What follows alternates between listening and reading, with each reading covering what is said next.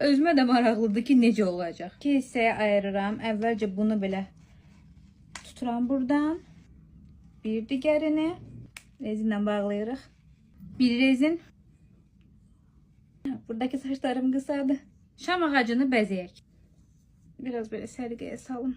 Bizə lazım olacaq bu. Başından taxırıq. Çox rahat bir formada yavaş-yavaş işıq. Keçirik oyuncaqlarına. Biraz. Belə buralardan asaq.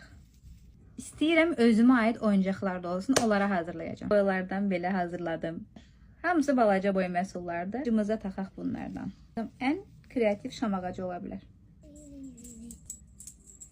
Nəyə yoxdur? Ulduzu. Ulduzumuz da hazırdır. İşığı yandıraq. Bəs kırmızı dodaq boyası? Bu da hazırdır. Necə oldu? Məncə çox qəşəng oldu. Mənə özəl oldu. Qəşəng görünür. Beğendiniz?